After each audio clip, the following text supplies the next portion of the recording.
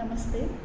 ನೀವು ನೈಸರ್ಗಿಕವಾದ ತ್ವಚೆಯನ್ನು ಪಡೆಯಬೇಕೆಂದರೆ ನಮ್ಮ ಆಯುರ್ವೇದದಲ್ಲಿ ಸರಳ ವಿಧಾನವನ್ನು ಹೇಳಿಕೊಟ್ಟಿದ್ದಾರೆ. ಅದನ್ನು ಅನುಸರಿಸಿದರೆ ಸಾಕು. ರೋಗಾಹ ಸರ್ವೇ ಅಪಿ ಮಂದಾಗ್ನೌ.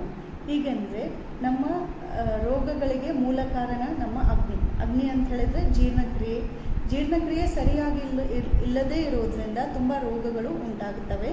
ಸೊ ಹೀಗಾಗಿ ನಮ್ಮ ಜೀರ್ಣಕ್ರಿಯೆಯನ್ನು ಸರಿ ಮಾಡ್ಕೊಳ್ಳೋದಕ್ಕೆ ಕೆಲವು ವಿಧಾನಗಳನ್ನ ಹೇಳಿದ್ದಾರೆ. ಯಾಕಂತಂದರೆ ನಮ್ಮ ತ್ವಚೆಯ ಹೊಳಪು ಕೂಡ ನಮ್ಮ ಜೀರ್ಣಕ್ರಿಯೆ ಮೇಲೇ ನಿಂತಿರುತ್ತೆ. ಯಾಕಂತಂದರೆ ಜೀರ್ಣಕ್ರಿಯೆ ಸರಿಯಾಗಿ ಆಗೋದ್ರಿಂದ ತ್ವಚೆಯ ಹೊಳಪಾಗಿರ್ಬೋದು, ಹಾಗೆ ಕೆಲವೊಂದಿಷ್ಟು ತ್ವಚೆಯ ರೋಗಗಳಾಗಿರ್ಬೋದು, ಇವ್ಯಾವೂ ಬರೋದಿಲ್ಲ. ಹಾಗಿದ್ರೆ ಈ ಸರಳ ವಿಧಾನಗಳನ್ನ ಅನುಸರಿಸಿ. ಮೊದಲನೇದಾಗಿ ನಮ್ಮ ದಿನವನ್ನು ಜೀರಿಗೆ ಕಷಾಯ ಕುಡಿಯೋದ್ರ ಮುಖಾಂತರ ಶುರು ಮಾಡಬೇಕು. ಸೊ ಹೀಗೆ ಮಾಡೋದ್ರಿಂದ ನಮ್ಮ ಜೀರ್ಣಕ್ರಿಯೆ ಸುಧಾರಣೆ ಆಗುತ್ತೆ ಮತ್ತು ತ್ವಚೆಯ ಹೊಳಪು ಕೂಡ ನೈಸರ್ಗಿಕವಾಗಿ ಬರುತ್ತೆ. ಜೀರಿಗೆ ಕಷಾಯ ಕುಡಿಯೋಕ್ಕೆ ಆಗಲಿಲ್ಲ ಅಂದರೆ ಬಿಸಿ ನೀರಲ್ಲಿ ಚಿಟಿಕೆ ಅರಿಶಿನ ಪುಡಿಯನ್ನು ಹಾಕಿ ನೀವು ಕೂಡ ಕುಡಿಬೋದು. ಈ ನಮ್ಮ ದೇಹದಲ್ಲಿರುವಂಥ ಟಾಕ್ಸಿನ್ಸ್ ಅಂತಂದರೆ ವಿಷ ಪದಾರ್ಥಗಳನ್ನ ಇದು ಹೊರಗಡೆ ಹಾಕಲಿಕ್ಕೆ ಸಹಾಯ ಮಾಡುತ್ತೆ. ಎರಡನೇದಾಗಿ ಆಯುರ್ವೇದದಲ್ಲಿ ಹೇಳಿರ್ತಕ್ಕಂಥ ಕುಂಕುಮಾದಿ ತೈಲ ಆಗಿರ್ಬೋದು, ಮಂಜಿಷ್ಟಾದಿ ತೈಲ ಆಗಿರ್ಬೋದು, ಹಾಗೆ ಎಷ್ಟಿಮಧು ತೈಲ ಆಗಿರ್ಬೋದು, ಇದನ್ನು ಮುಖಕ್ಕೆ ಹಚ್ಚಿ ಅಭ್ಯಂಗ ಒಂದು 20 ನಿಮಿಷಗಳ ಕಾಲ ಅಭ್ಯಂಗ ಮಾಡಿಕೊಂಡು ಆಮೇಲೆ ಮುಖಕ್ಕೆ ಹಬೆಯನ್ನು ತೆಗೆದುಕೊಳ್ಳೋದ್ರಿಂದನೂ ಕೂಡ ತ್ವಚೆಯ ಕಾಂತಿ ವೃದ್ಧಿ ಆಗುತ್ತೆ. ಮತ್ತು ಚಂದನಾದಿ ಲೇಪ ಇರ್ಬೋದು, ಇದನ್ನು ವಾರದಲ್ಲಿ 2-3 ಸಲ ನಾವು ಮುಖಕ್ಕೆ ಹಚ್ಕೊಳ್ಳೋದ್ರಿಂದ ಕೂಡ ಕಾಂತಿ ಜಾಸ್ತಿ ಆಗುತ್ತೆ.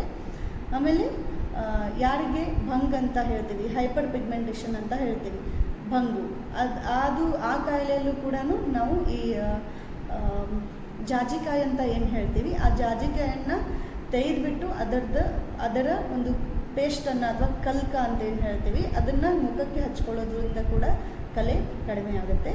ಆಮೇಲೆ ಮೂರನೇದಾಗಿ ನಮ್ಮ ಪ್ರಕೃತಿ ಅನುಸಾರವಾಗಿ ನಾವು ಊಟವನ್ನು ಮಾಡಬೇಕು. ಈಗ ವಾತ ಪಿತ್ತ ಕಫ ಪ್ರಕೃತಿ ಅಂತ ಹೇಳ್ತೀವಿ. ವಾತದ ಪ್ರಕೃತಿಯವರಿಗೆ ಒಣ ತ್ವಚೆ ಇರುತ್ತೆ. ಸೊ ಹೀಗಾಗಿ ಅವರು ತುಪ್ಪವನ್ನು ತಿನ್ನೋ ಅಭ್ಯಾಸವನ್ನು ಮಾಡ್ಕೋಬೇಕು. ಆಮೇಲೆ ಹಾಲು ಕುಡಿಯುವಂಥ ಅಭ್ಯಾಸ ಇಟ್ಕೋಬೇಕು, ಅಥವಾ ಹಾಲು ತುಪ್ಪ ಸೇರಿಸಿ ಕುಡಿಯುವಂಥ ಅಭ್ಯಾಸ ಇಟ್ಕೋಬೇಕು.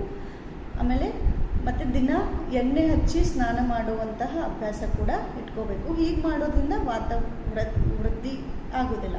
ಪಿತ್ತದವರಲ್ಲಿ ದೇಹದ ಉಷ್ಣತೆ ಜಾಸ್ತಿ ಆಗಿರೋದ್ರಿಂದ ಸ್ವಲ್ಪ ಶೀತದ ಆಹಾರವನ್ನು ಸೇವಿಸಬೇಕಾಗುತ್ತೆ. ಬೆಟ್ಟದ ನೆಲ್ಲಿಕಾಯಿ ಆಗಿರ್ಬೋದು, ಒಣ ದ್ರಾಕ್ಷಿ ಆಗಿರ್ಬೋದು, ಈ ಸೇವನೆ ಮಾಡಿದರೆ ಉತ್ತಮ. ಕಫ ಪ್ರಕೃತಿಯವರು ಸ್ವಲ್ಪ ತ್ರಿಕಟು ಸೇವನೆ ಮಾಡೋದ್ರಿಂದ ಕೂಡ ಕಫವನ್ನು ಕಡಿಮೆ ಮಾಡಬಹುದು.